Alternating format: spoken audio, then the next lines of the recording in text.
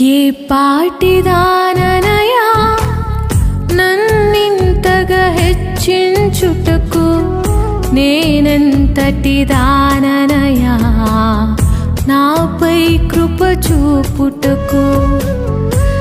ఏ పాటిదాననయా నన్నింతగా హెచ్చించుటకు, నేనెంతటి దాననయా నాపై కృప చూపుటకు.